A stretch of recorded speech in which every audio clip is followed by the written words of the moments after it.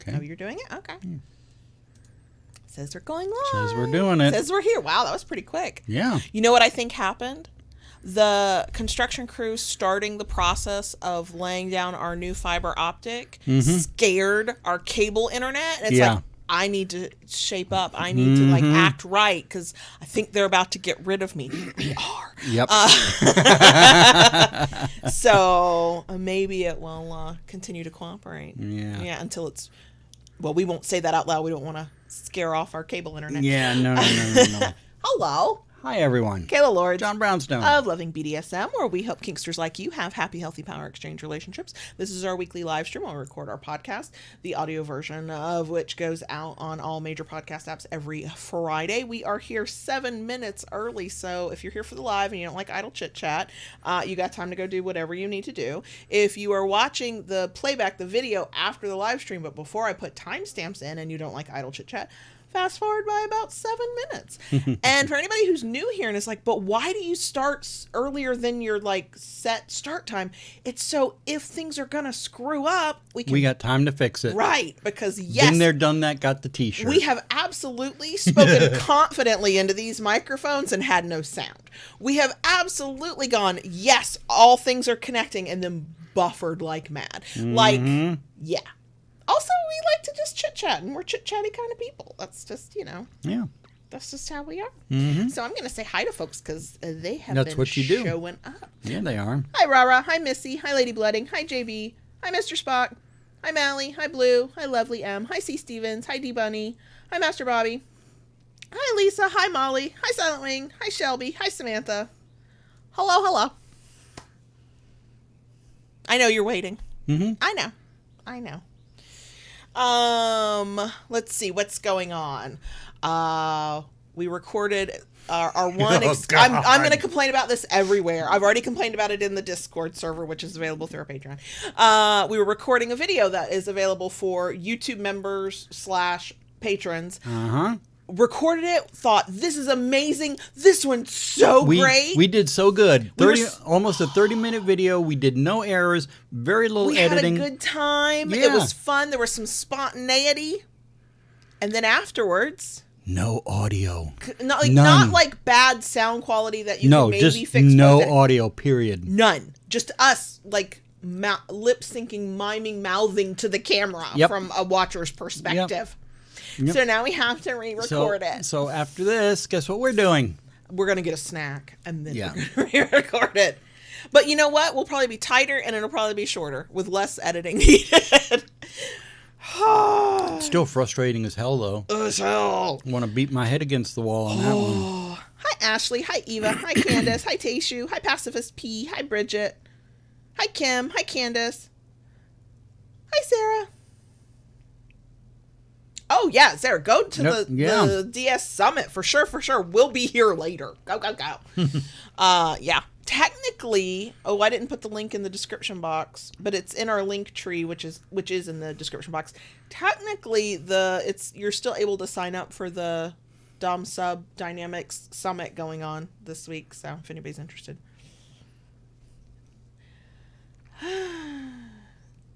Silent Wing, I know, if only there had been somebody there to tell us, but also, if we had only checked, why did we not check?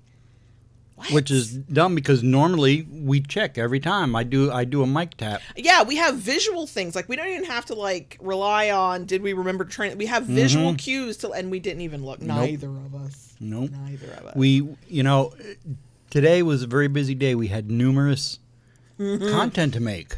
We did spicy content. And I think we were just trying to roll one to the other, and it just kind of... Yeah, Wednesday is our production day. Whatever content we want / need to get made, this is our day to do it. We just try to do it all at once. In one day. Which makes us very tired at the end of the day. Yes. Woo. Yeah, now we have to do one thing. And both of us hate inefficiency. Like, we hate redoing stuff. But I think I'm going to need to take a Claritin later. You've been very, I have too, but I think mine's still left over from COVID.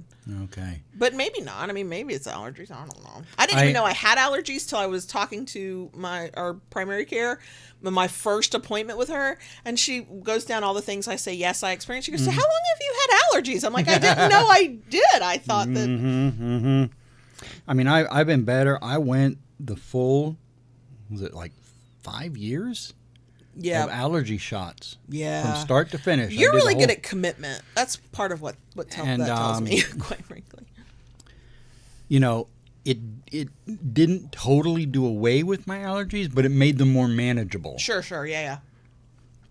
But this time of the year, the oak trees here are starting to bloom and get the yellow dust. Our car is yellow. Yeah. And the oak trees really do me in. Mm-hmm. Hi, Pete. Is it Dressel? Hello. Hi, Yarn Whiskey. And yes, it is a link forest. And no, Silent Wing and Mr. Spock, y'all are so cute. We're not dubbing over. Yeah. We are not. That's way too much work. I thought about that. I really did. I thought about it. And I was like, no, that'd be too much work to make the audio match the video. Well, they don't want it to match. They want it to be a bad dub. Like a foreign film. Yes. Okay. Yes. No. Yeah, no. I'm gonna stop here. Red. Let's just put it that way. Hi, Tracy. So, what else? Lola got a bath yesterday. Yes, and nails trimmed. And then we washed all of her bedding, and then I Febrezed it to reduce any odors that washing just couldn't handle. And she looked at me with nothing but betrayal in her eyes. First for the bath and the trip to the groomer, and then for making her stuff smell funny. What's funny with her nails clipped now, I don't hear her. Yeah, but we need to keep her nails trimmed. Yeah. She shouldn't have that much pressure on any of her paws, but certainly her bad leg. Exactly. Yeah, we got so behind, but it's in the calendar now with reminders. We'll be good.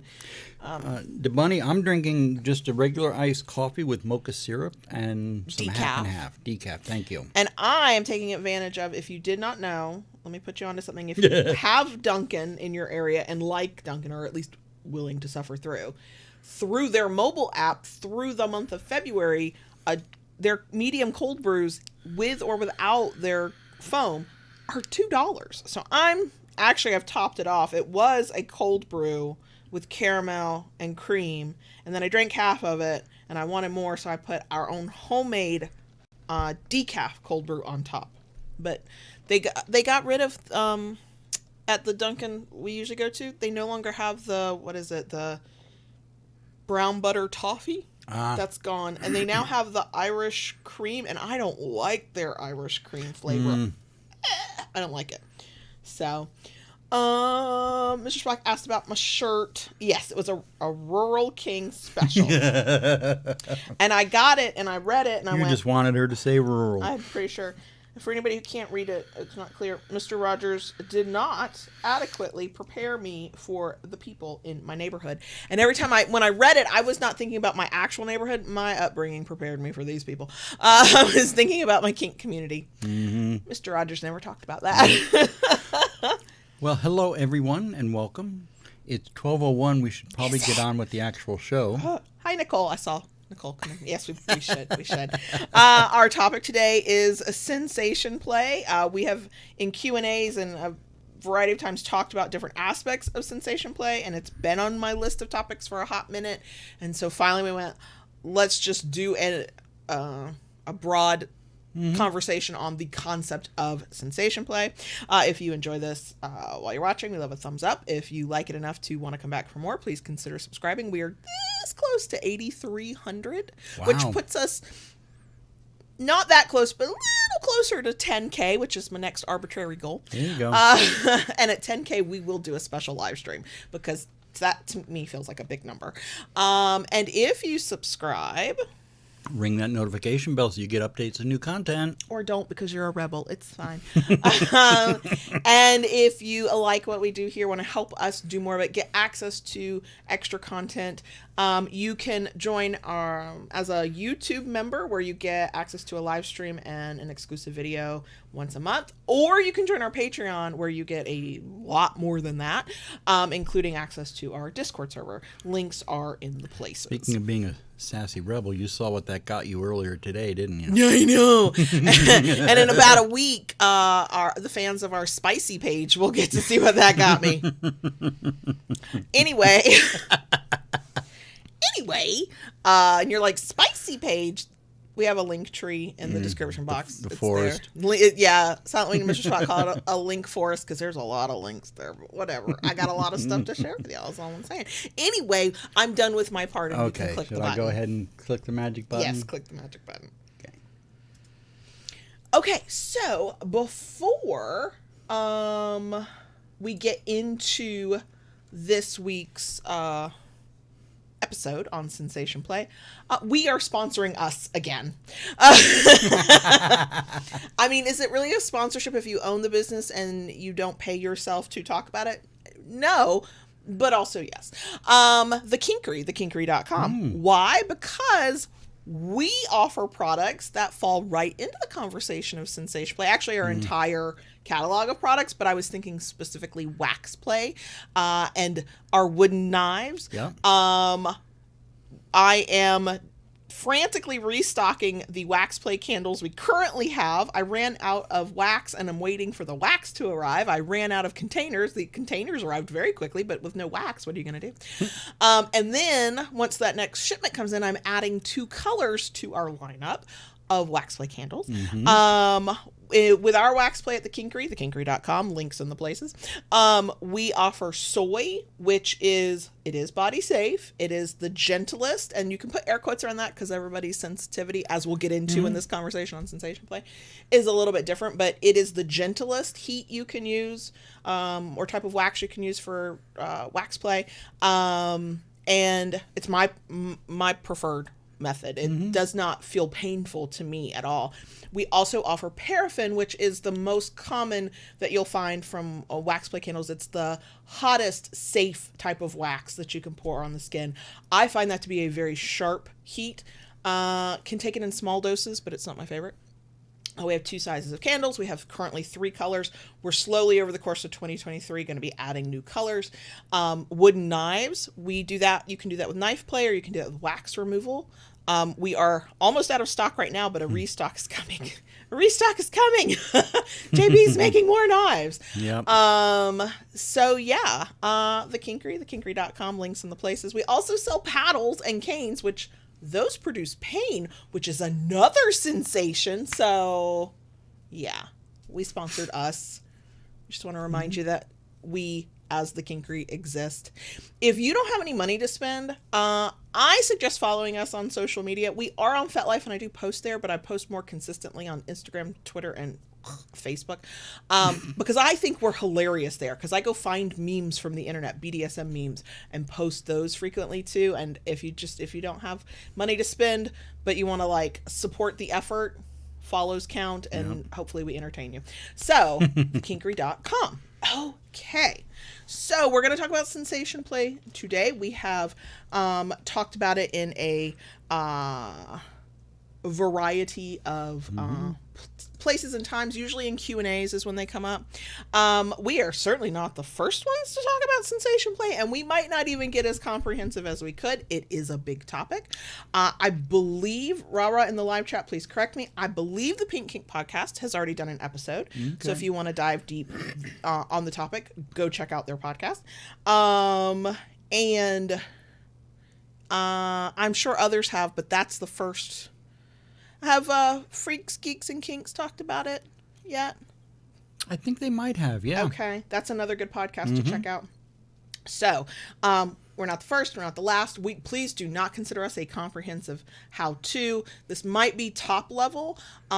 We do have some videos on YouTube, not former lives, but actual videos where we've talked about some types of sensation play. I think we did a wax play one. I think we did an electro play one where we break that down a little bit more specifically. So here we are. And Rara does confirm, Pink King Podcast, there is an episode on sensation play. So you should check that out as well. So let's start with what is or can be sensation play. The generic definition is kink activities or any kind of activities, sexual or otherwise, that involve your senses. We tend to think about skin sensations, but it can also involve sight, smell, taste, sound as well. And the top one we tend to think about, that you and I tend to think about as a masochist and a sadist, is pain. Right. And a lot of people get stuck on pain play because they go, well, I can't be kinky because I don't like pain. Well, you don't have to like pain. You can absolutely avoid pain if that's what you'd like to do. But let's start with pain play because it's the most, I don't want to say obvious, but it's like the most common. Pain comes in a lot of different forms and ways of doing it. Like you mentioned earlier, impact play can be a form of sensation play. Obviously, whether you use a thuddy paddle or you use a stingy paddle. Or a paddle versus a cane versus a crop versus a whip. Exactly. Versus a flogger. And, even paddle, there are paddles out there that have studs in them. Yeah, that's not my level of pain. So that brings it to a whole different level because not only do you get the impact, you get the sensation from the spikes in the paddle. There are paddles that have cutouts in them, and that delivers a whole different sensation than, say, a solid paddle. Oh, absolutely. Every different type of paddle, what it's made with, what its features are, what its weight is, what you add to it. I mean, another completely shameless plug for ourselves.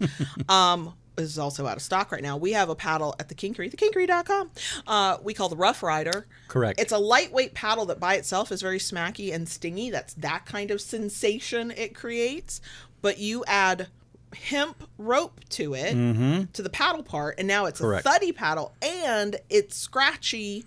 And when we use it, scratchy is another sensation. It can be painful, but not necessarily. That is the case with almost all sensations, maybe all of them. It can be painful, but it doesn't have to be. It gives a different sensation because you have a ass that's been spanked and it's already very sensitive and tender, and then you drag something rough like hemp across that skin. And sometimes I find that feels good. It's almost like scratching an itch. That if you find relief from scratching an itch, it feels a little bit like that. And then sometimes, especially freshly spanked bootay, it's like, okay, that is painful. And as with all sensations that you can experience in sensation play, there's levels to that as well. It goes from I don't even register that as pain to get that the fuck away from me. Now we're at hard limit. I'm safe wording out. No, thank you. Right. And so that sensation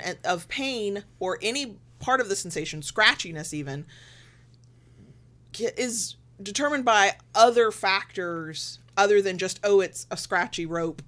That's part of it, but it's like, but what's my skin doing? Do I have a bruise there? Do I have, was it the Rough Rider and the Wartenberg wheel together? Was that what you were doing? Or was it? Okay. So for our spicy page, you use those in combination. Wartenberg wheel is a pinwheel that was perverted from it's a legit medical device to test like nerves and feeling and sensation. It's used to test somebody with a medical background nerve reaction. They have used that on me frequently. Go to the doctor with them. And I'm like, because of my back to make sure I haven't lost sensation in certain right. parts And I'm of my leg trying or feet. not to giggle because I know he doesn't like that used on him. I actually don't like it used on me that much either because I anticipate it hurting worse than it will. Yeah. Wartenberg wheel is a good. We're combining types of sensation and toys, because that's how I thought we were going to do it separate. We probably won't. Wartenberg wheel is an interesting one because I anticipate pain, but you can be extremely light, and then it just kind of tickles a little bit. And again, how I perceive a sensation, pain or otherwise, is entirely personal and based on me. So I might feel it one way, and somebody else with the exact same amount of pressure and speed and blah, blah, blah, might feel it differently. So this is highly personalized. I actually have a reaction to the Wartenberg wheel, not by what I'm feeling, but what I think I will feel. Yeah. That's the mindfuck part. We've done an episode on that too. So pain, it's too broad to just say pain play. Like, what do you mean? Because there's pinch, there's sting, there's thud, there's burn, there's pokey, there's pin, there's I don't even have enough words to describe all the types of pain you can feel. Right. And the thing is, and I think many of if you're a listener of ours, you know this, hopefully, and if not, you will soon. You can like some of that and reject all of the rest and still consider yourself a masochist. You can enjoy one specific type under one specific condition, and that's fine. There's no rule or whatever, council on high, that tells you that if you're into pain, that means you now have to accept any and all forms of pain. No. No. And the I think this is true with all sensations, but I am most experienced with pain play, so I know I can talk about that. Pain, how I respond to pain can depend on the time of day it is, how I'm feeling mentally or emotionally, how physically tired I am. The pain you provide yesterday, I might hate tomorrow. Correct. And then I might love a week from now. So it absolutely can vary. Hold a thought. I think I have a book. Of course you have a book. I have a book. It's called Pain Play for Everyone by Luna Carruthers of submissiveguide.com. If you go to submissiveguide.com, you can find links to purchase it. It's a short little read. She talks specifically about pain play, and gives different words for types of pains, talks about what's going on, like brain chemistry wise with pain, talks about dealing with pain, how to maybe prolong accepting the level of pain, blah, blah, blah. So we could do an entire, and maybe we haven't, I just can't remember, we could do an entire episode on pain play, but let's end on that. If you are interested in knowing more about pain play, Luna Carruthers, submissiveguide.com, the book is called Pain Play for Everyone. I think in our YouTube archives, we even have a review of this. But now sensation play is much more than just pain. More than pain. Okay, because it can involve tickling. Which for me, that's a hard limit. That is. Let me back up. It's not a total hard limit. If something you're doing with a paddle, a flogger, your fingertips, electroplay happens to tickle, I can accept that. Okay. But not for long term. Not for the whole duration of the scene. The actual act of tickling for the purpose of tickling. You coming at me and tickling, I mean, I'm not even a thinking, feeling human being at that point. I am reacting, and I am swinging, punching, and kicking. Yeah. Don't do that to me. That's a hard limit. I am very grateful to still have my head attached when I first tried to touch her bottom of her feet. Yeah. Oh, God. Oh, God. Yeah. And that's where you love to use a Wartenberg wheel. Yeah. Again, the outcome of it is to tickle. It is that it tickles. That's a sensation I feel. And it's part of me going, no, because part of our play is, until I saved word, resisting without making everything stop. You're a sadist who likes to see me consensually miserable, I think we can safely call that. So that Wartenberg wheel going up the bottom of my foot, as long as that wasn't the entirety of the game, you do it once to have me go, no. Because that's what we're trying to do. Right.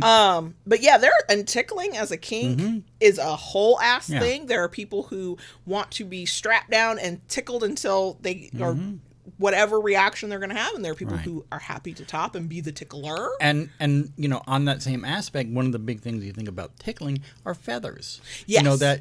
That soft sensation. It doesn't have to be hard and painful. That sometimes Right. that soft sensation. What are words? I Bleh. don't know. Thank God we didn't try and do this while taking shots. Right. And the thing is depending on the dynamic you have with the person that you're playing with, let's say soft touches and feathers and those sensations, depending on who you are and how you express yourself in kink and the dynamic you have with the other person, that can be just like a thing that just feels good on its own. It can be sexual and sensual and erotic as well. One of my, and I have used this as an example 10 million times over the years, one of my favorite scenes that we've ever done, it was absolutely a bondage kind of scene because my job as the sub/bottom was to physically not move no matter what he did. He didn't tie me down. I was just not allowed to move. So there was power, domination, control, restraint, bondage. And then all you did was with your fingertips and a little bit with the palms of your hands, but mostly with your fingertips, you just lightly and sensuously and seductively and erotically, and I was turned on, touched almost every inch of my body. Yeah. You did not spend time on my clit. You didn't there was none of that part of the sexual aspect. It was just I remember my neck. Maybe you touched my face, but I mostly remember my neck down, my entire front and sides because I was on my back. I think you even had me flip over. Yeah. And just started ran on your started fingers on down. your back. Started with you laying on your stomach, and then I had you Okay. roll over on your back. So there was nothing painful about it. There was nothing strenuous about it. It became an erotic thing because of how I was responding to the moment and to JB and all of that. And because I tend to respond to things like that. And it didn't involve a single toy. No equipment needed. None. It was a very quiet moment. It was a soft moment, both physical, like the actual sensation I was feeling, Right. and just like the two of us together. And that absolutely qualifies as sensation play. The thing with most forms of play is there can be a lot of overlap.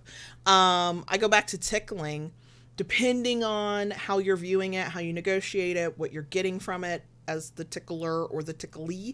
You're playing with power. You might be playing with bondage. It might be tickling feels so good, but you go to the point of pain, so it could become a painful thing. Or it's kept light and just like aggravating. And almost what's nagging, that kind of feel. And so, like when you think about the sensations you experience in any form of kink play that you're doing, there's going to be overlaps with potentially other overlaps with other forms of kink play, or you can go in reverse engineer. Think of a kink scene you've done that you never classified as sensation play, but think about the sensations you felt during that and how you felt about them. If you found the sensations you experienced pleasurable or something you were seeking out and something you would want to repeat, that can become a form of sensation play. Another form of sensation play that doesn't really, you don't need anything to do it unless you want to, scratching. Yes. That's something I like. A lot of times I'm always running my nails down your back or somewhere during, our play. And the thing with scratching, that is something as simple as one's nails, or you can become elaborate. There are attachments, glove kind of things. Well, not really. Well, there are. You're talking about the claws. The claws that go over your fingers, and they come to a point, and you can run. And those sometimes down. they can be done with like a glove kind of thing. Right, like a vampire glove. Well, I know vampire gloves, sure, but the claws on some can be built into a glove kind of mechanism. Another way to do it on the cheap is a fork. Anything with tines. Yeah. You have to be careful, but like skewers or even the pointy-ish, like air quote that word, of like chopsticks or something that's got a point on it. Right. That can create that. I've seen people, I've mentioned this before and other times, pork pullers. Yeah, we were talking about that in the Q&A that inspired this episode. Yeah. You know, pork pullers do a wonderful job. They're, you know, and there are people who sell something similar just for kink. They call them like bear claws, and Yeah, they you know, like have a handle and you just yeah, run the tiny parts down the skin.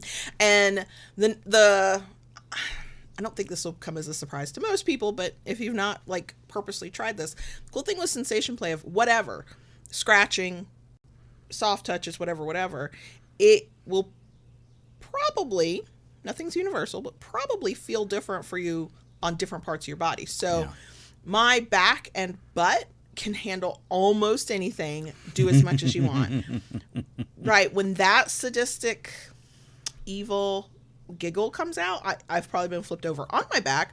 For my chest, which is going to be a lot more sensitive, or now we're going for the genitals, which are a lot more sensitive. Quite frankly, my stomach and the tops of my thighs get so little direct contact that I will be very sensitive there, but it'll start ticklish, both areas especially.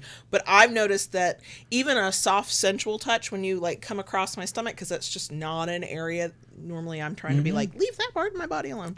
I'm hiding it. When, you know, that has its own feeling. I'm trying not to say sensation again. I need a thesaurus for this episode. So that's another thing to keep in mind. So something that feels maybe soothing or relaxing or just mild in one part of your body absolutely feels something different, most likely in another part of your body, which means you can play with the same sensation in a whole bunch of different ways depending on what you want to try to experience together. There's one more that's a biggie. We've done an entire, I think, not episode. Did we do an episode on this? I know we did a video. I don't know. Once you've done this for, what is it now, 8 years, the topics all run together. Electroplay. Which a lot of people are, and I think it's good to be cautious and a little like wary of, because electricity ain't no joke. We all know, like, don't hold an umbrella in a lightning storm. Like, I think we all know that. So if you are hesitant, it's understandable. If you go, my risk assessment and my ability to accept certain risks stops at the idea of playing with electricity, that's cool. For those who are hesitant but curious, the thing with electroplay as a sensation, one, it creates depending on how you play and what you play with and all that, a shit ton of sensations. And two, as we just did, I said it again, sorry, shameless plug, the spicy page. We are starting to post videos from this. We did an electroplay scene, a 20-minute electroplay scene. And I laughed through it because the sensations that I felt never hit a point in my brain too painful unless you stayed on one spot for a long time because you're a sadist. And we're so light. I don't know what you're talking about. That it was almost a tickle kind of sensation, almost. And the play part was, yes, things were buzzing and popping and vibrating, which is most of the sensation I feel when electroplay is at a very low level for us. But you were tormenting me with the way you were touching me, because sometimes it felt a little ticklish, while it also felt buzzy and vibrating. Depending on where you touch, that would be a tickle spot. And so then the game was resisting the tickle spot and going, no, daddy, no. Because that's how we play. But I promise not right in the middle of a scene, but like around the edges of the scene, my brain's going, people need to know, they need to be reminded that electroplay, yes, it can be painful, but it doesn't have to be. Right. Well, the way we started out with the violet wand, which is what we were using, I used one of the attachments, the comb attachment, and I was running that around your body, and then I switched to a more concentrated one with the bulb at the tip, and that kind of got you jumping. And then switched to my favorite, which is the attachment that actually makes me the contact. That was fun. Now there were a couple times the way you touched, it was like static electricity. Yeah. And it was like a pop of it didn't register high enough on my pain tolerance level to be like, ow, that actually hurts. Like, that's a sensation I'm not sure I like.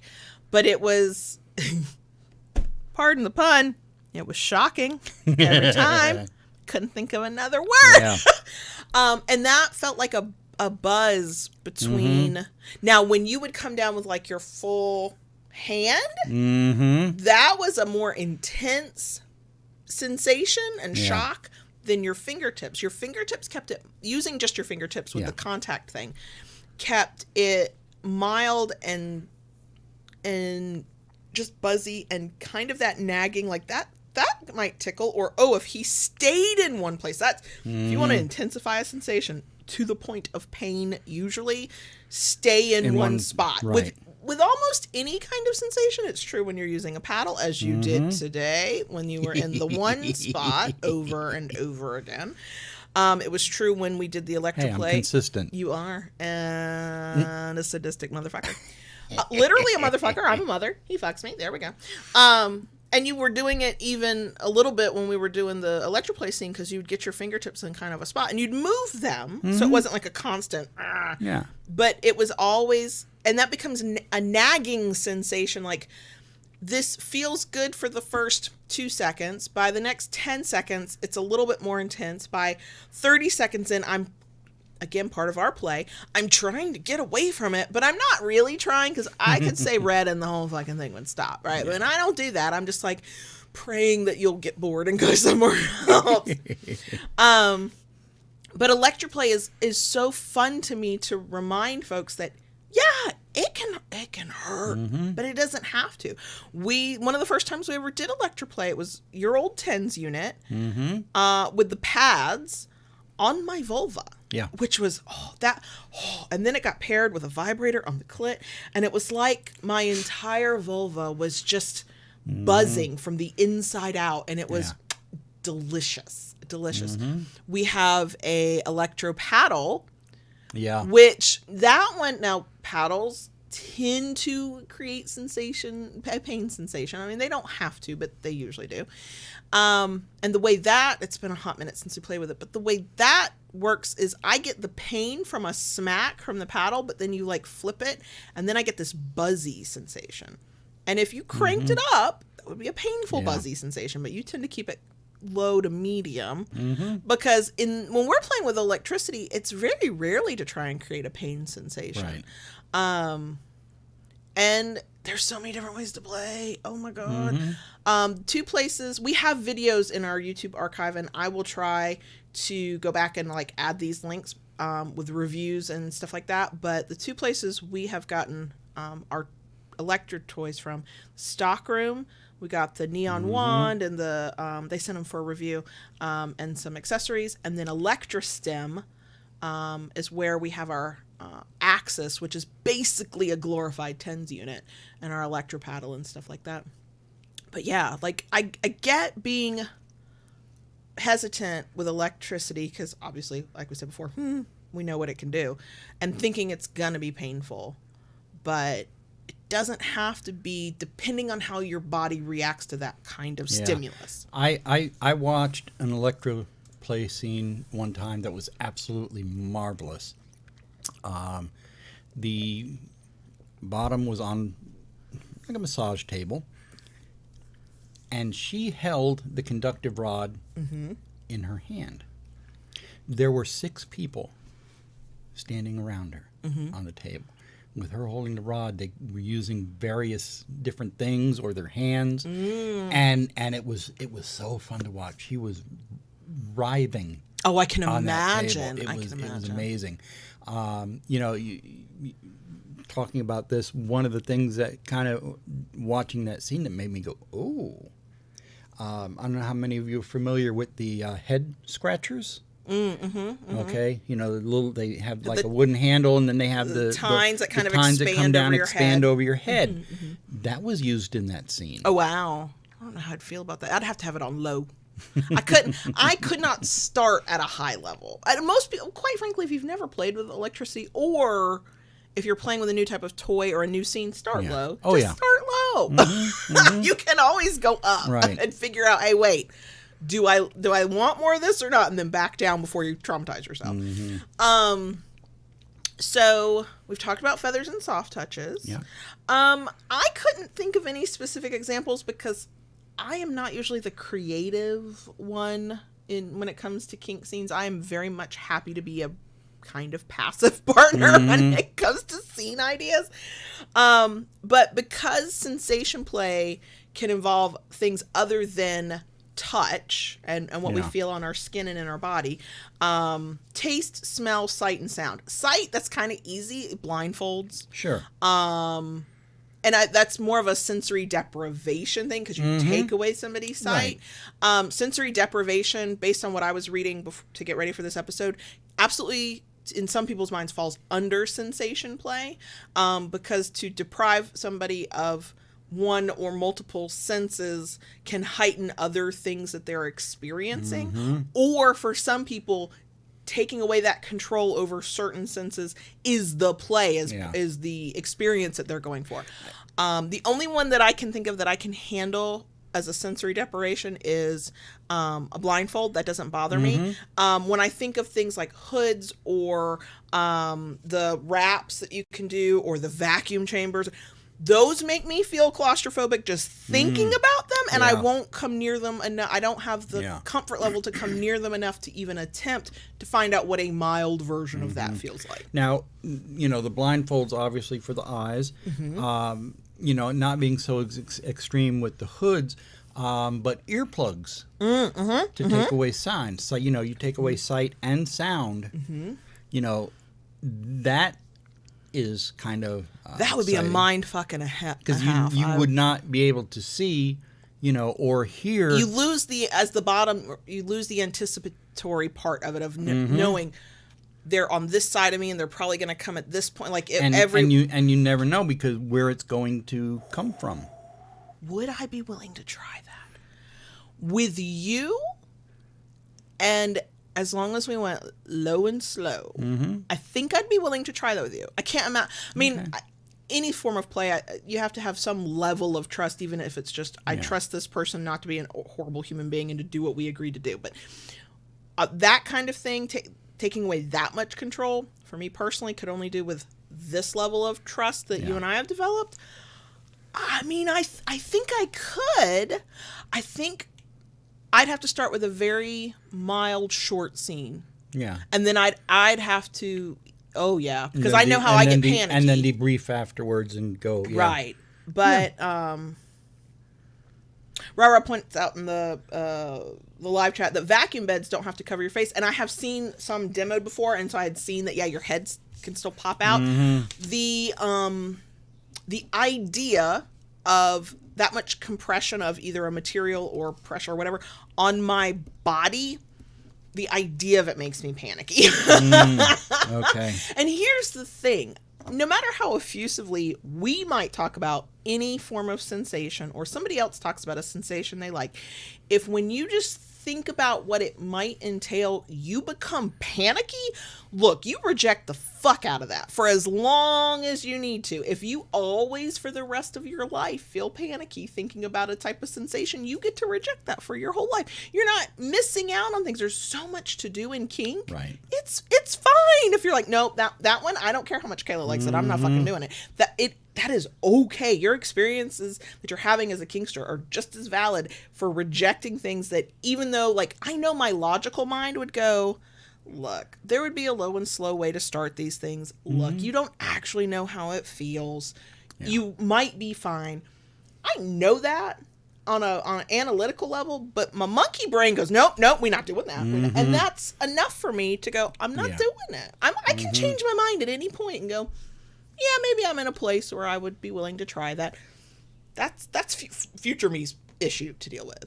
So just keep that in mind. If any of these sensations we're describing sound like a ring of hell to you, it's fine. Skip it. There's always something else to try. There's always something else to try. But I think just for future, whatever. Something to think about. To take blindfold and earplugs so that I don't have access to sight and sound as easily. Yeah. would try that with you on a low and slow kind of Okay. deal. All right. I can't. I'm somebody more creative than me, and you are a sadist, so you probably can. Can you think of examples where taste would be part of it as a sensation play? I know when I was in my first DS relationship, one of the proposed consequences if I broke a rule because I don't like spicy things, would be to eat a hot pepper. Yeah. I probably would have noped the fuck out of that, but I just didn't do anything that brought that up. But like I said, I'm not the creative one. I don't come up with ideas. I don't know. I mean, that's not really something I've thought about. I'm sure somebody out there has done something. Yeah. Feel free to share your ideas. you talk about the sensation, obviously, a ghost pepper or jalapeno, that would do a number. Another thing, I haven't thought about this in a long while, and I hope I remember the figging With ginger. Up the booty root. hole. Yep. Nope. Yep. Here's how I know, and I don't have to imagine this isn't. Nope. First of all, I don't know if this is a universal, but I know that would, for many of us, that's painful. Second of all, we once tried. I've talked about this a few times, so if you're an OG, you've heard this story a million times. Yeah. We once tested a sensation lube, a warming sensation lube. It was all natural. The warming component was ginger, and it's not like I poured it on my clit or something. Like, it was just a little bit on the exterior of the vulva, but down where the mucous membranes are. And it was like a drop. Like, it was, I know better. You don't just glug. Like, I vividly remember that. I know, because that touched my vulva. You had such a visceral reaction to that. That was not a sensation I was willing to endure. And it was also an edible lube, thank God, because I screamed at JB. Get it off, get it off, get it off. Use your tongue. I don't Anything, care. get it off, get it off. Ginger is not a sensation I'm willing to experience. Yeah, no. No. Mm-mm. No.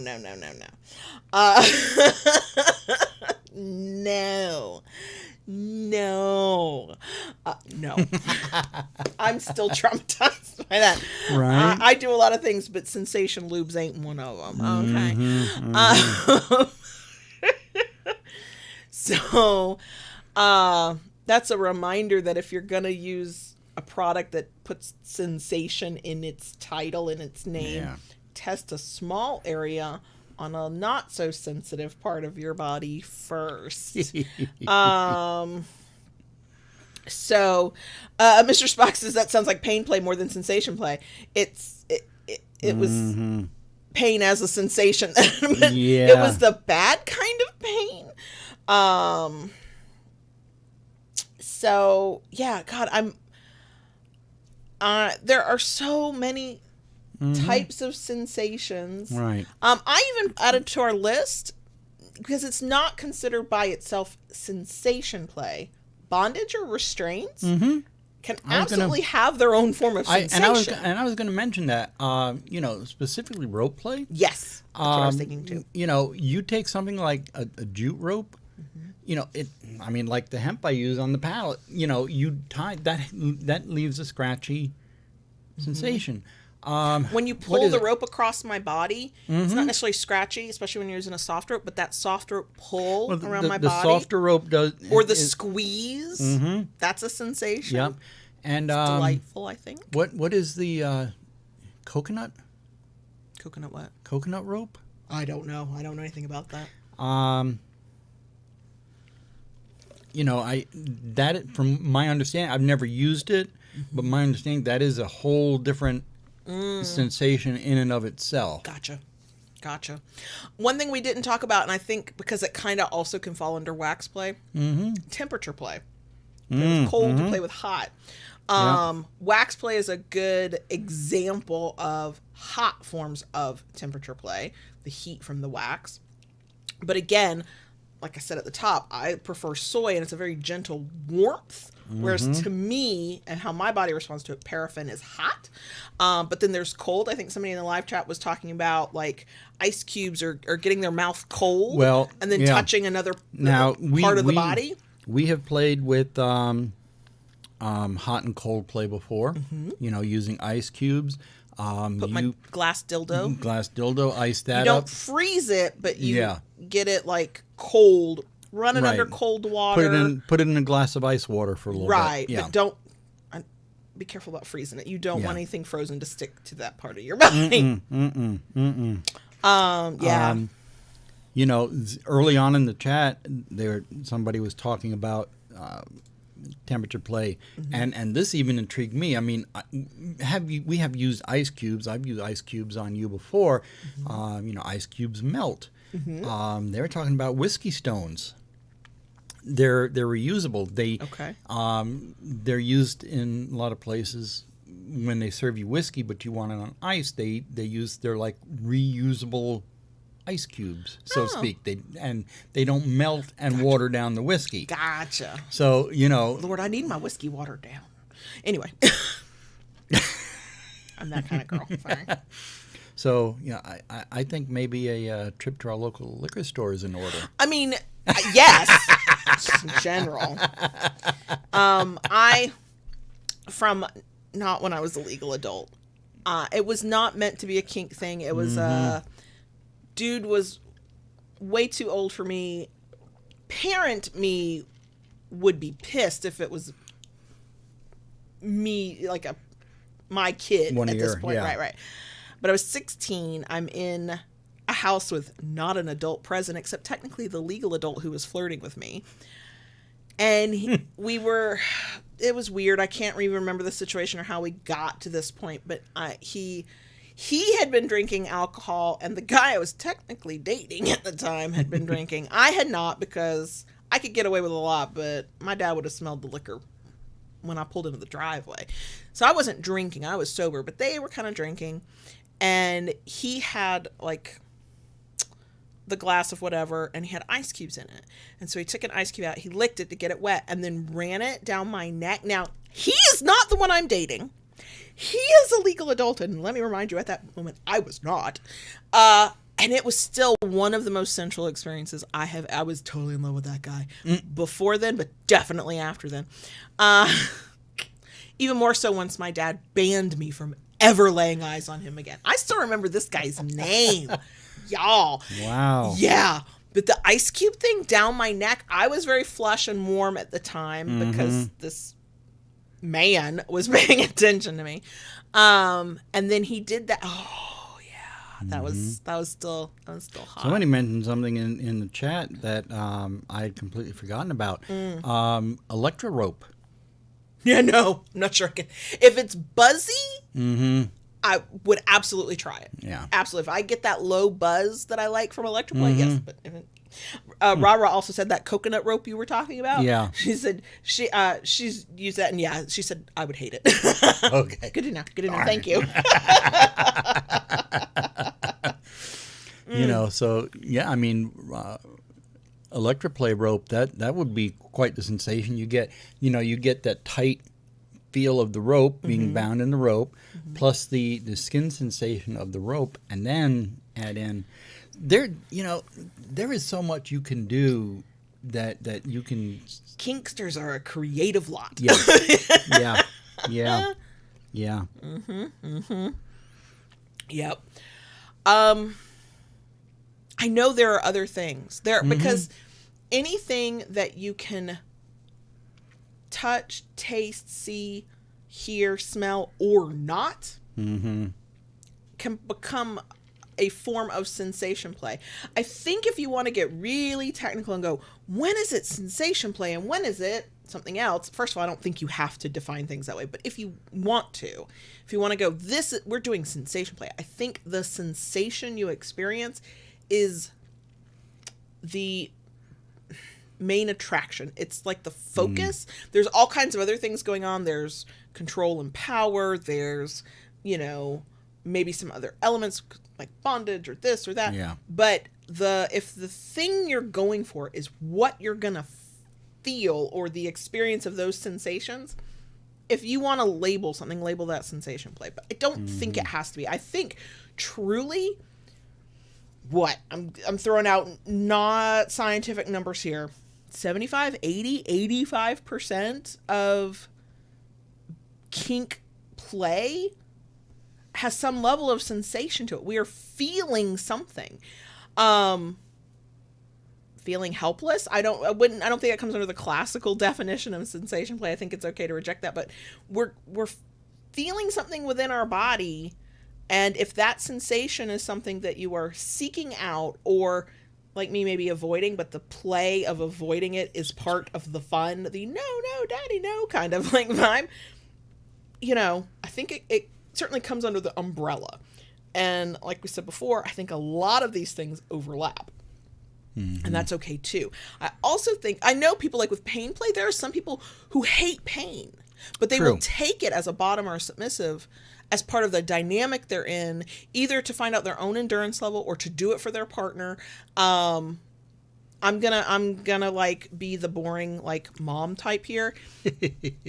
I think that's a valid way to play, and I think that if you are willing to push yourself in that way to do things you don't technically enjoy, but the enjoyment and pleasure you're getting is the doing it for your partner, the endurance, the whatever, I think that's fine. All I would ask you to do is do a self-check of, are you getting enough of what you do enjoy? Or is all of your play centered on either enduring or doing something your partner wants? That maybe, like, I just want you to do a self-check. It's okay to play that way from my perspective. Like, go for it. I, in some ways, kind of do. Like, that Wartenberg wheel, not my favorite.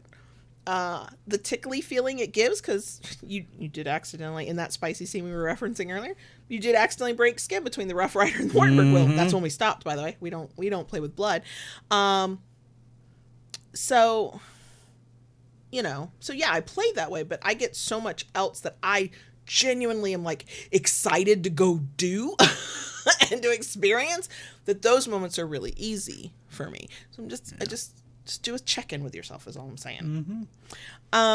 So we have talked about within these different types, we've talked about toys and pervertibles, but maybe let's do a quick like rundown of some things that absolutely have a place in sensation play. So impact play toys, found at thekinkery.com. Just saying.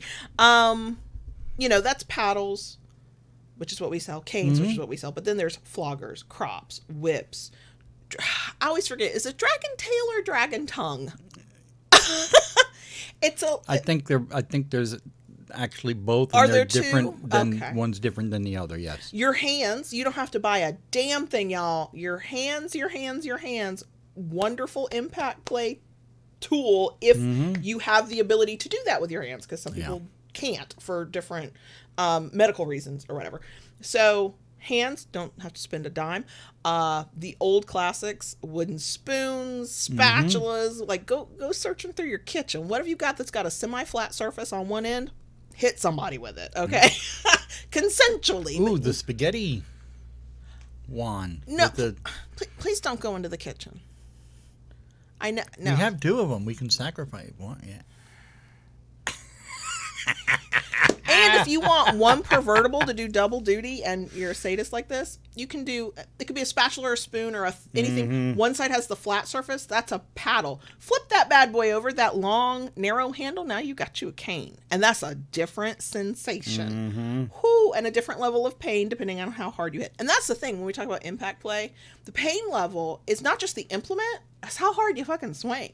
You can hit lightly and it feels like a tap. Or there are some smacks that are very soothing to me. They do not register in my brain as painful.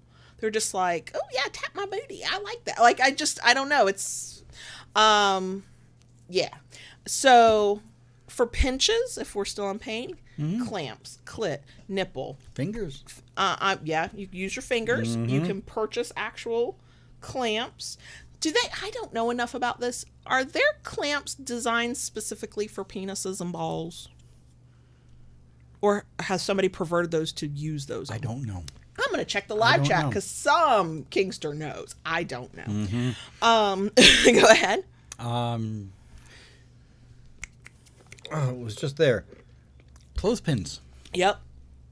I don't like those on me. Nope, that's too pinchy. I'm very specific in like nipple clamp. I don't clit clamp. We're not going there. I tried it once. I'm gonna get that the fuck off of me.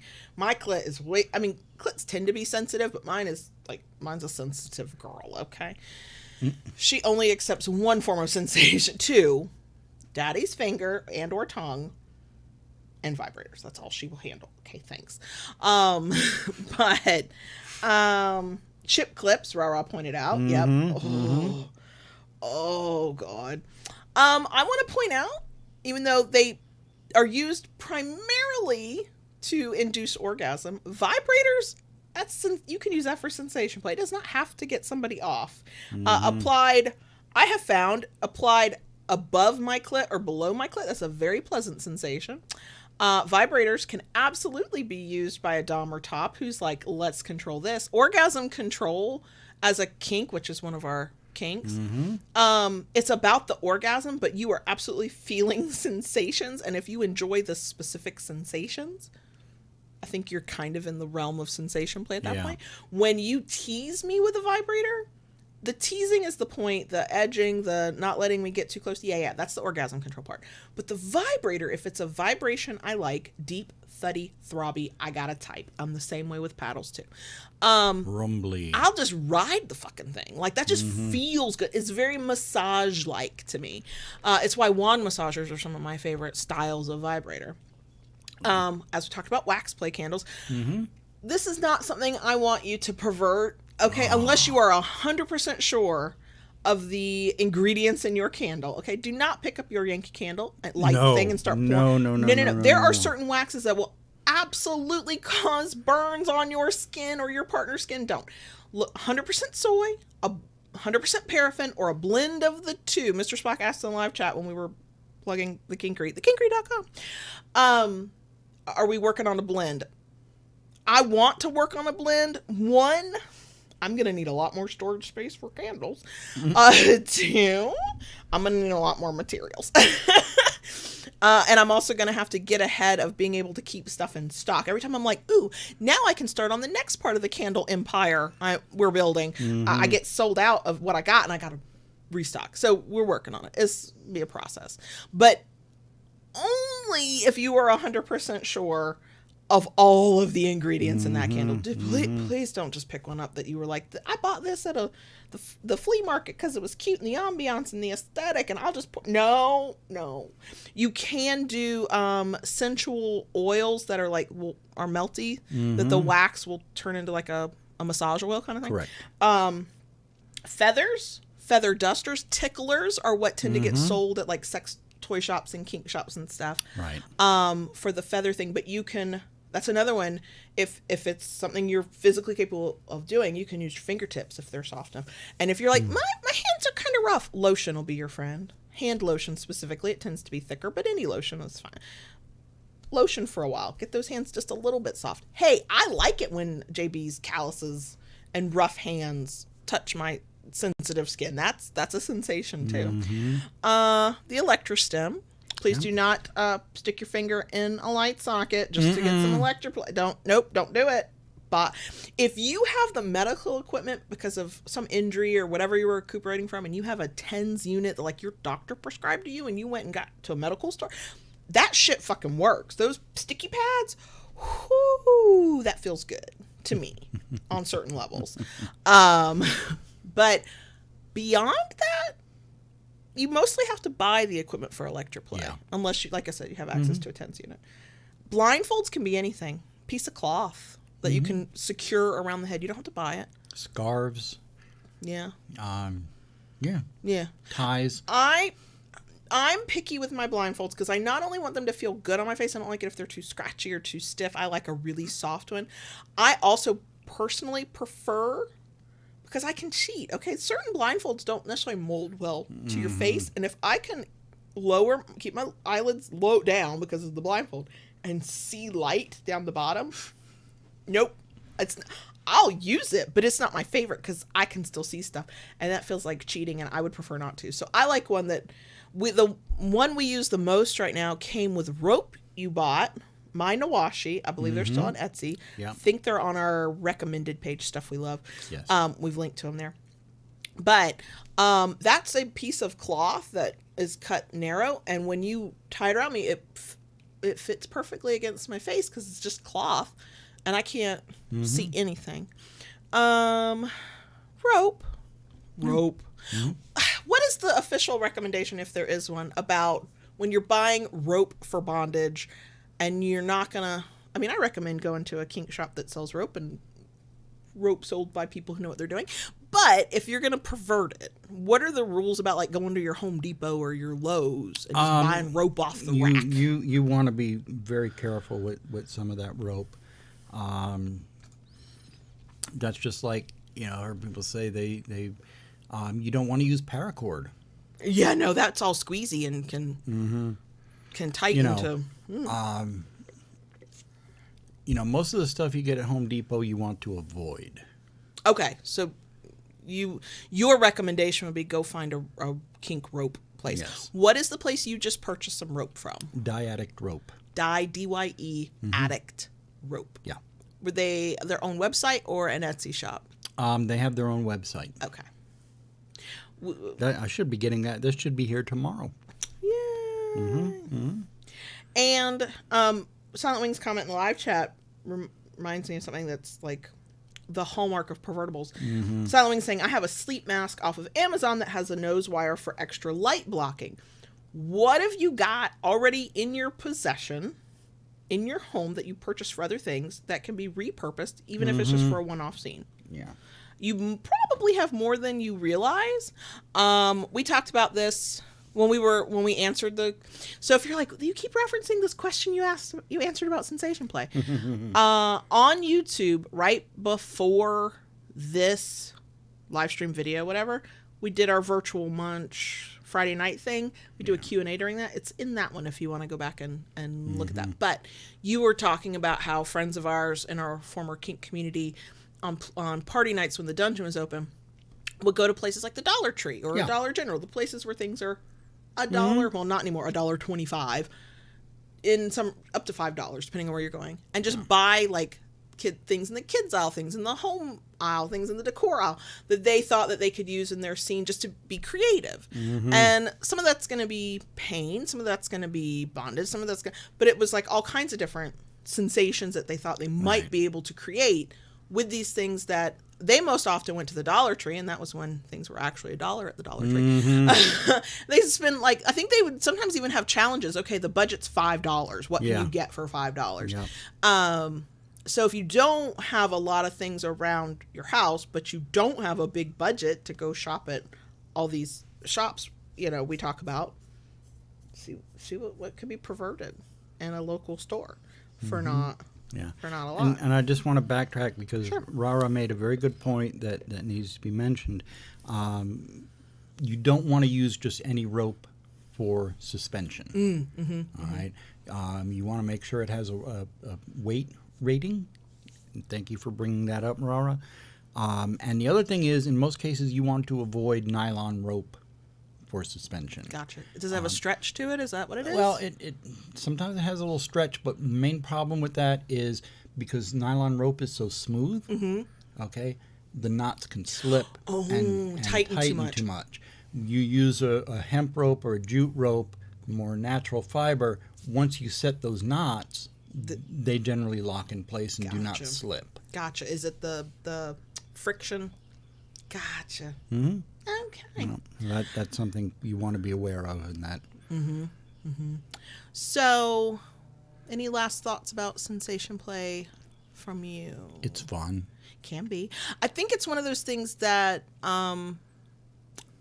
sensation play, for those who are in power exchange where there's a clearly defined dom and a clearly defined submissive, it's important for y'all to remember that both sides of the slash can enjoy potentially being on the receiving end of a sensation. So in that case, think of it more as a top-bottom situation. One of you is providing the sensation. One of you can be receiving it. And it doesn't have to involve your power dynamics. And so doms out there who find yourself on the giving end of all of the experience, you're the one doing the hitting, doing the tying up, doing the pouring of the wax, doing the whatever. Don't be afraid to experiment with sensations that you think you might enjoy. And, if your submissive partner's down for it, see if they'll provide that. If not, is it possible to try with a kink friend? Like, whatever. Like, what your your options are. I know this isn't kinky at all. This is just a JB preference. You love when I run my hands over you. Like, Yes. physical touch is one of your love languages, but like, podcast listeners, you can't see this, but video folks can. You just cut your hair really short, Right. and so it's that rough, close, whatever. And I love You love touching it. I when love you touching it. But you do kind of do the Lola Bliss out of like your eyes closed, your head leans back. If you had a tail, it'd probably be wagging. When I do it, like you enjoy. There's lots of components to which you enjoy the Right. physical closeness, the intimacy, yeah. But you enjoy that sensation of me Yes. touching you in certain ways, and I think it's really.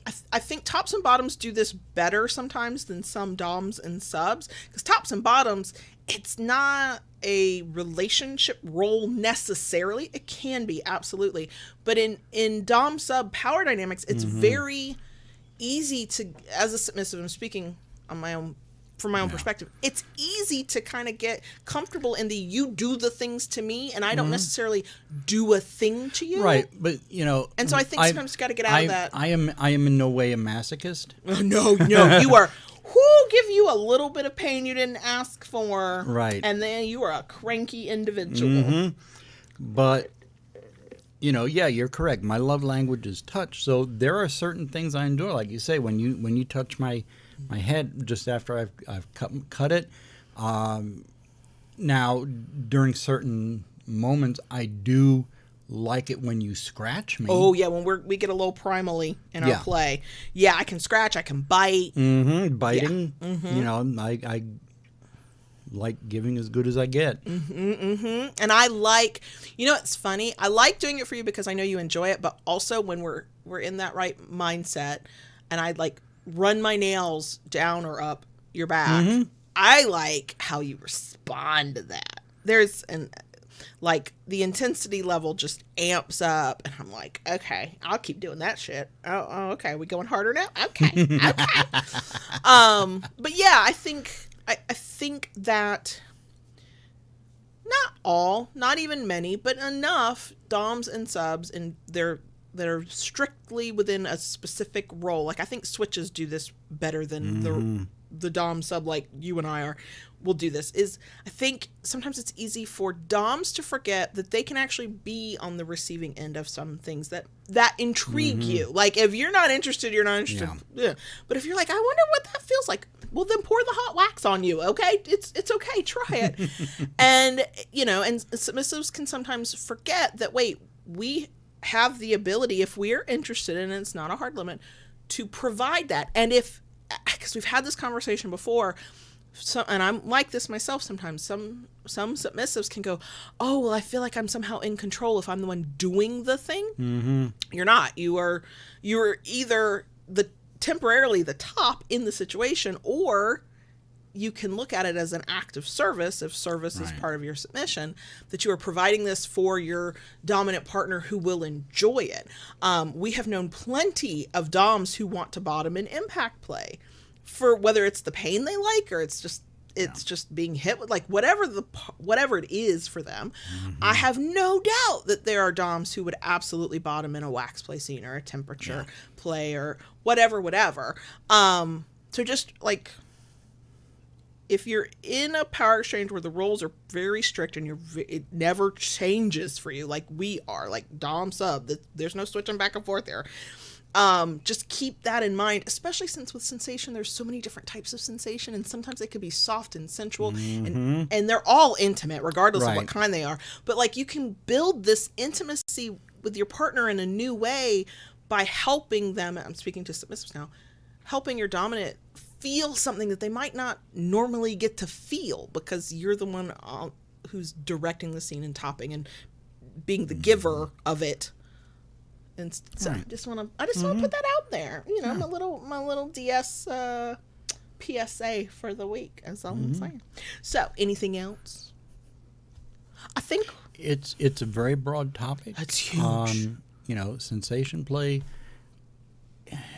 covers so many things. You know, so many different things, from soft and sensual, like you said, to painful. You know, it's a broad thing, and all of it's fun. Can be, once you find what you like. Right. And if you don't like it and it doesn't feel fun, don't do it. Don't do it. Don't do it. Mm.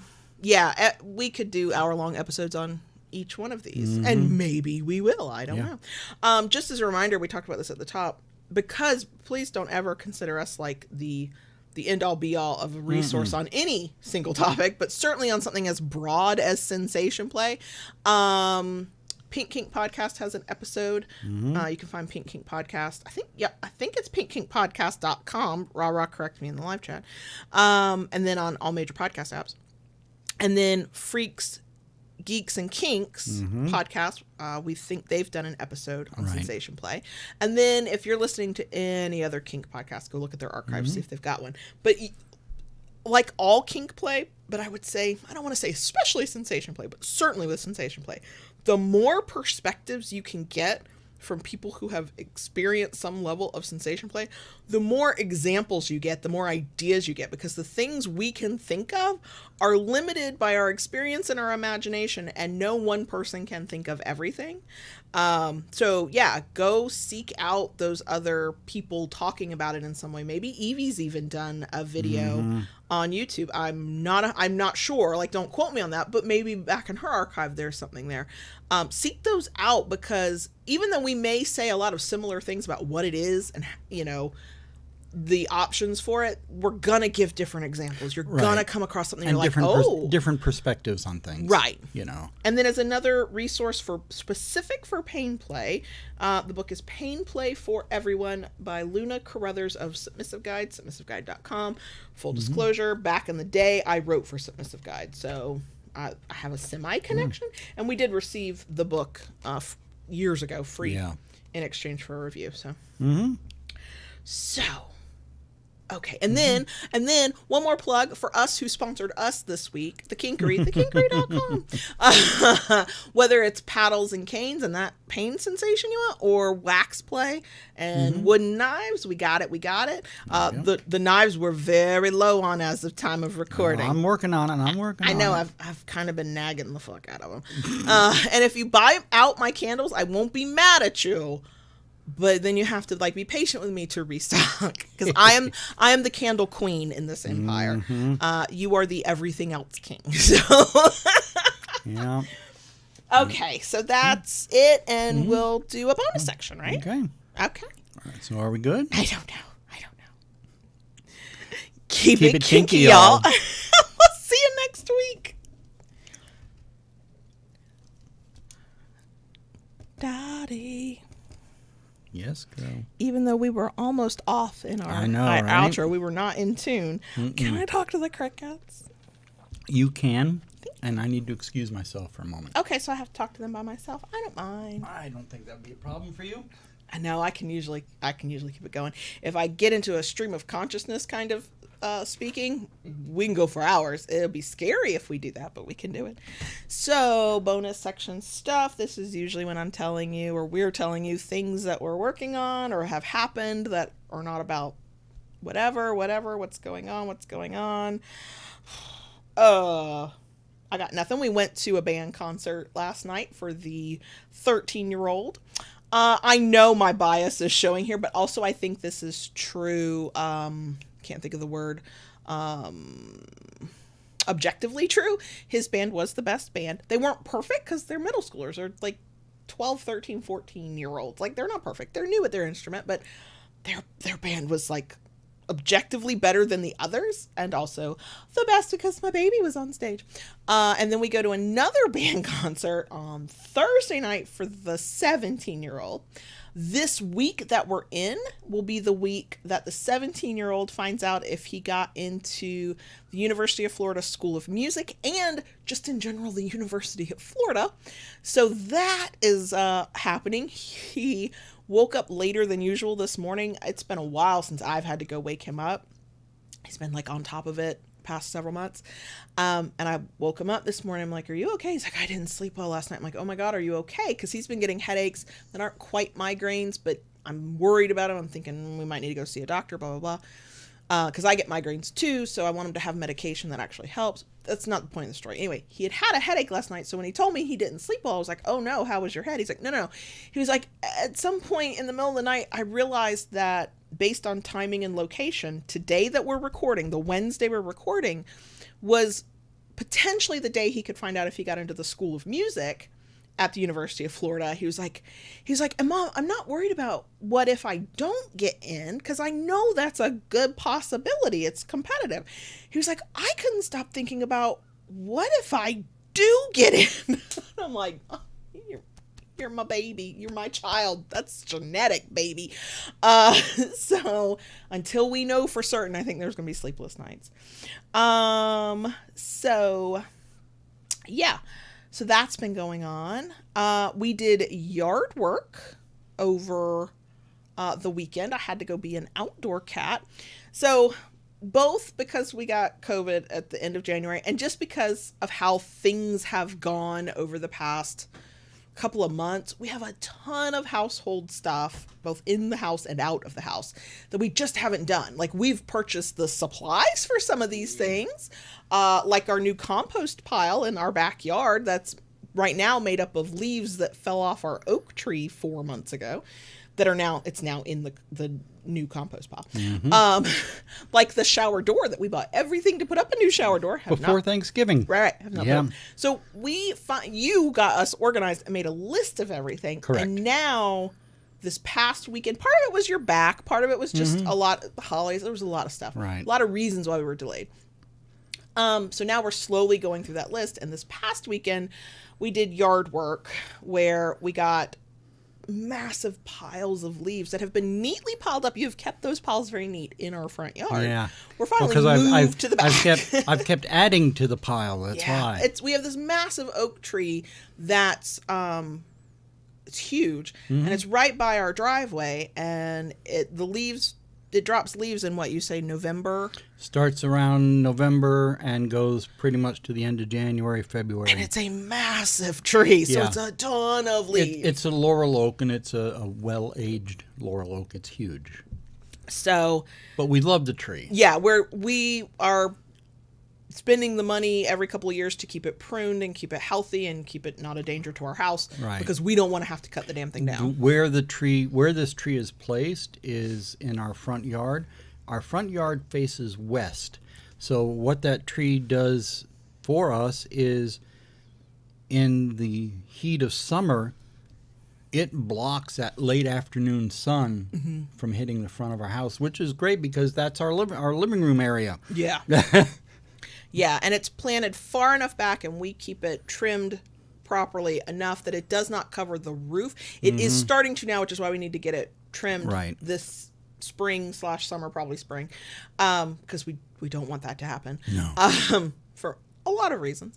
So yeah, we spent several hours. We mowed the lawn. We moved the leaves. We raked things up. We weeded the beds. Yeah. We just lots of stuff. And so I'll tell this little story, and then I'll tell you what I haven't told them, and I'll let you talk about it because you're very excited. So I just got my hair recolored. Podcast listeners, you can't see it, but it's now turquoise. On Thursday last week before we recorded this episode. So Sunday was when we were outside. That was also hair wash day. So I was like, good, let's do the yard work. Then it'll be all sweaty and grimy, and I'll wash it and I'll feel better. But the UV light from the sun fades vivid hair colors. And I know that. And I was like, this is a brand new color. This is fresh. We're not fading it on day 3. What is happening? But I don't own hats because I think I look stupid in hats. And so I asked JB, can I borrow one of your hats that you wear when you're working outside? Because he was wearing a skull cap. And I was like, because I want to cover this hair to keep it from lightening too soon. You're like, yeah, sure. I don't know about hats, and I don't wear hats, and I didn't do anything with my hair other than just like let the hat flatten it. I could have put a hairband in and pulled things back. I did not. Didn't even think about it. Wear the hat for the 3 or 4 hours. It wasn't hot. This is Florida in technically late winter, but we're almost in our early spring. It was mild. Yeah, I mean, we hit 80 degrees, but there's no humidity yet. Right. So I wasn't like sweating buckets, but wearing a hat, it got warm under there. So we finish. I take the hat off, and I had warned him. I knew this turquoise color was going to stain the inside of this hat. I was like, you should wash that when you wash your clothes neck. Like, you should watch that. And I knew that was going to happen. And so that was no big deal. But I take the hat off. I look at JB and I go, does my hair look okay? Like, I was making sure, like, like there were no blonde spots, like the color hadn't leached out completely, whatever. He goes, and it does this like weird, like, whoop, and he goes, yeah, it's fine. Mm-hmm. And it was. The hair was fine. The hair That's what was she fine. asked about. Yep. And I didn't think to follow up, to go find a mirror. And knowing I was doing an everything shower, like top down, this was a 30-minute endeavor in the bathroom. I was like, you go take a shower first. It'll be fine. So I'm walking around the house. I'm vaguely looking at my children. I'm just like existing. I'm so glad nobody came to the door. Finally, like an hour after we're done, I finally make it to the bathroom to finally take a shower and get and I look in the mirror, and because I didn't do anything with my hair other than put a hat on top of it, across my forehead where the band of the hat and my hair had been is a turquoise stripe running horizontally across my entire forehead on my skin. Now my skin had a stripe of turquoise that everybody just let me walk around with for an hour. And then I had to carefully, so as not to get my hair, but to get my skin, I had to scrub at my skin, which the dye mostly comes off pretty easily, especially if you add hot water. But I was like, and then it kind of wasn't coming off. But my hair was fine. My hair is still vibrant because it's still fresh, but I'm just saying. Okay, so the thing I haven't even talked about, I talked about the kids' band concerts and finding out about the kid getting into UF. I did all that and talked about you making me be an outdoor cat, and that fucking sucks. I did not tell them about the show that you and the neighbors have had this week as the special internet that we are moving to starts to become a reality. Yeah. So if you would like to talk about that, they have started working on that, and basically what they're doing is they're coming in from one end of our street up to our house. So they started working down at the end of the street, and they've had to come through each and every house up to ours. And they're digging to run the stuff. Right. Like they're digging holes in people's yards. And it was kind of funny when they started working yesterday morning, about halfway down, the neighbors were all standing out in their driveway. Everybody's and they're all coming out, and they're all bunching together, and they're talking, and they're looking, and they're talking and looking, talking and looking. And it was kind of comical. It was hilarious. So this morning, they wrapped up what they were doing, and I talked with the crew chief. So basically what they have done from the end of our street up to the house, they have run conduit, which is basically just an empty pipe, no cable or anything in it. A giant spool, y'all. Yeah. Like a massive spool. It's cool. And they did not... They did a fabulous job. You can't tell where they...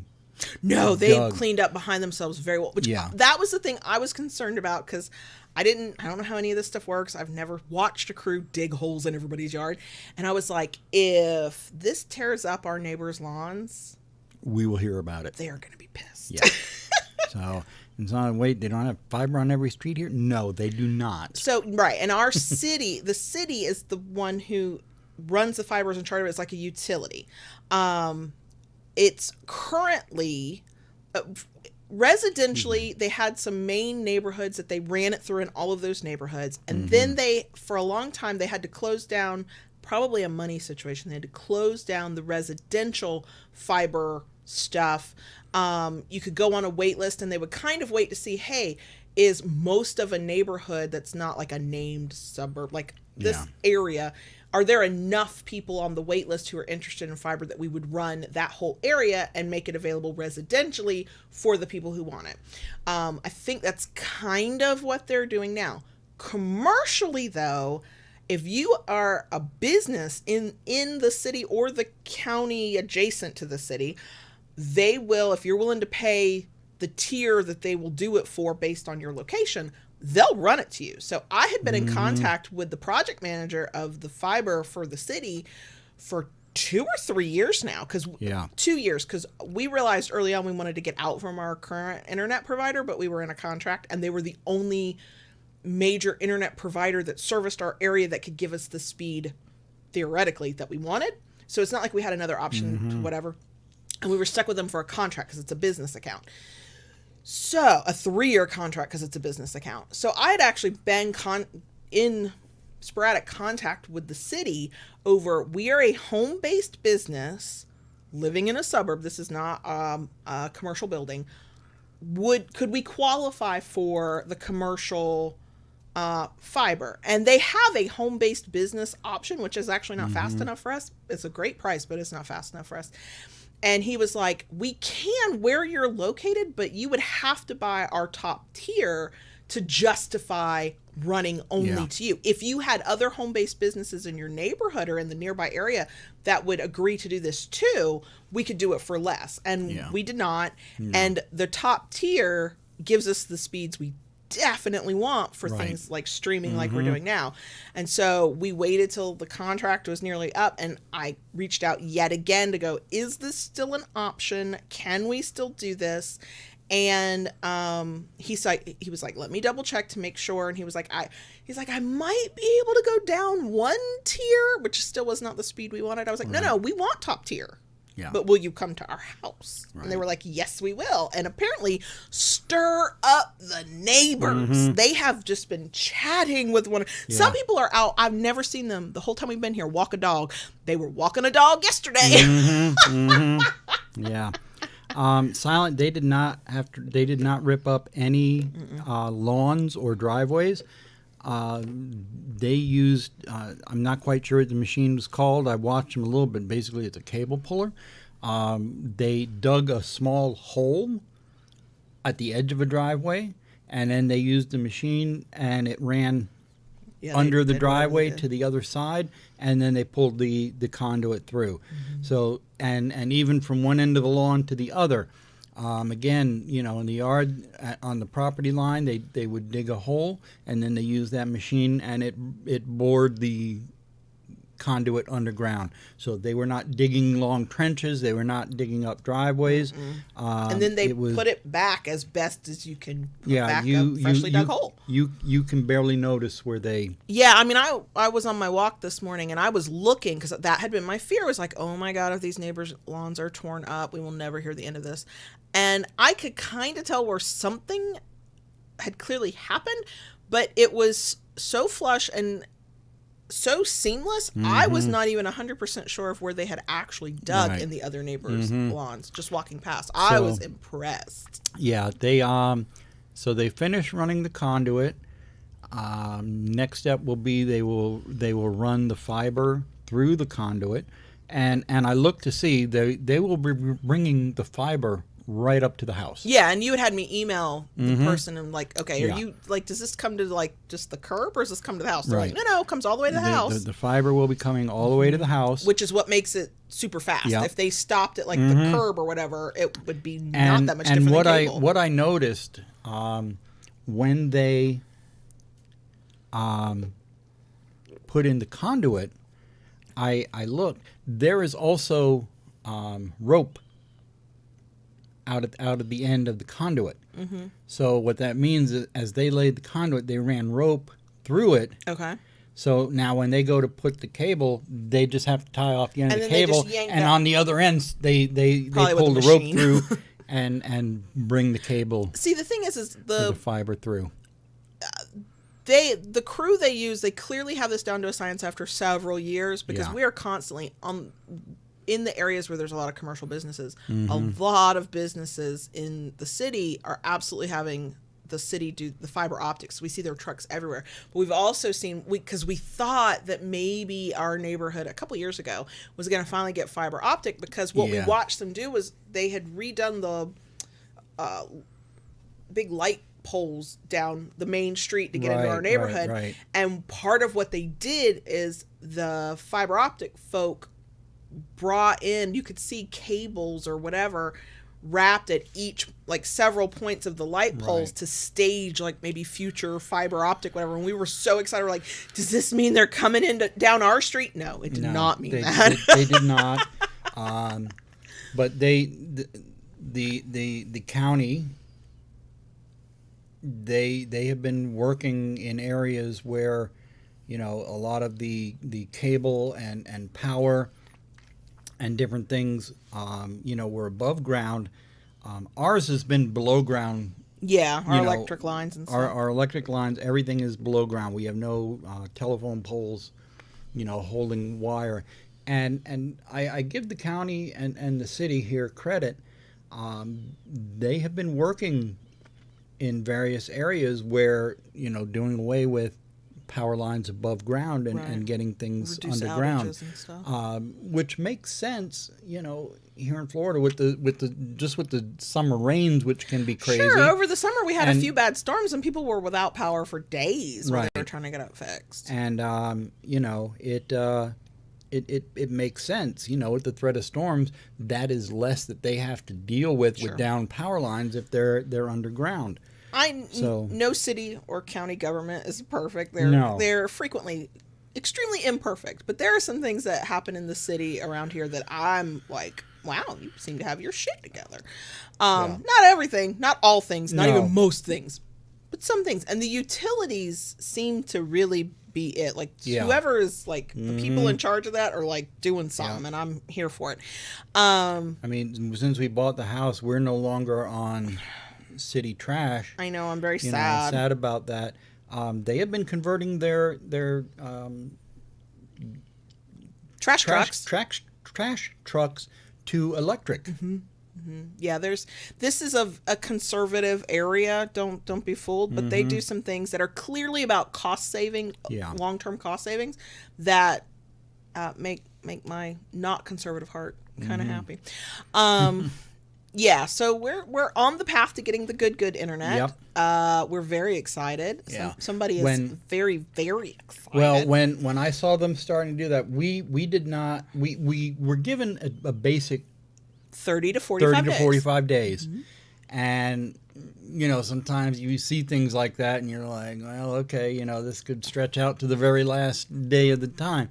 And when I saw them starting this, I got a little excited. Y'all, he's got the new router doolally thing like out of the box and ready to go. I set up the power strip that we got, the surge protector. Oh, yeah. I mounted that to the wall, have that all in place. I did unpack the new router that we bought for this.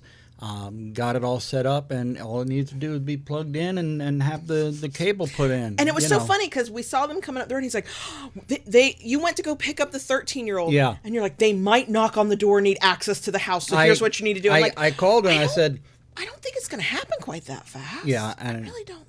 I didn't really think so either, but He was prepared, I when I left the house, well, I know how you are about answering the door. Yeah, but there's work crew. I understand. But the thing is my point is you are extremely enthusiastic and past ready for this to be done. And I actually think they are probably a little bit ahead of schedule based on the timeline they roughly gave me. Yeah. Everything about the process so far, knock wood, has been efficient. Yes. And that just warms my cold, cynical I'm about internet just, companies' I heart. am very looking forward to doing away with our current provider. Oh, good God. Have not been happy with them. We have to let them know we're not automatically renewing that contract. Right, I know. And somebody had mentioned in the live chat, like, running, like, cable from a cable company to a place where it didn't exist. The price quote was several $1,000s. That was a question I asked is there payment up front that you need from us? No. To justify the cost and to essentially pay for the work they're doing. That's why they said they could only do that top tier. And it's a 30-month contract. So essentially what they do is sort of kind of take it on faith. It's a little weird because what if I don't pay the bill? I will. But what if I didn't, right? They space out probably what they would have charged like over time. And I think also they're building future infrastructure so that if somebody has a home-based business on our street in a year from now Yeah. and they want it, it's like part of the work is already done. Right. And I'm kind of grateful to benefit from that. I find it wild. I'm like, but what if people have you do this and then they don't pay the bill? Like, meh. Yeah. But yeah, so yeah, it's I mean the current internet provider we have very, very seldom gotten the upload speeds that we were told we should be getting. Service is like a roller coaster. and there's a very good chance that part of the problem is shit routers, but it's their equipment and they don't replace a router until literally the thing's smoking and Right. And what really get my goat with them is every time I have called them, they're like, "Oh, everything's fine. Everything, we've looked at the system from our end, and everything is the only time they fine." take us seriously is when we call from the business. Yeah. And then they send a dedicated person out. Even then, sometimes You have to fight it. You have to push. Yeah. So, and we don't know if the fiber from the city will be different from that. I mean, bureaucracy is bureaucracy, but we're hopeful. Yeah. And you get to geek out over this, and I'm very happy for you. I am. I am so ready to dig in and the back end of that router and get things set up. That's a good router. And one of the things that bugged me with our current provider, I have been wanting to set up a what they call an NAS storage device connected to the modem, so that way you can access from any system connected to that network. And I had not ever been able to access the back end of that modem, and called them a few times. Well, yeah, we'll send somebody out to do that, or we could do that from here, but there's an extra charge for that. Right. No, thank you. Things are hopefully, fingers crossed, about to improve immensely. Yeah. Anything else? Nope. You got anything else other beyond this? I mean, are we good? I'm good. I can't believe I'm having to be the Yeah, I know, right? Come on. Yeah. We're at an hour and 40 on the live stream. Oh gosh. Okay. the topic ended And at we- like an hour 10. Yeah. and we still have other stuff to do. Like re-record a video that we've already done. But after I get a snacky snack, or I'll be hangry. Okay, we're gonna go. Thanks for staying to the bitter end. It's kind of fun, I'm sure, to observe JB geeking out. I live with this, so the newness has worn off for me. But if you enjoy it, there you go. I'm happy to help provide that. We will see you, talk to you, whatever, at you next week. Yeah. And thank you for being out here with with us. We love you guys. Bye. Bye.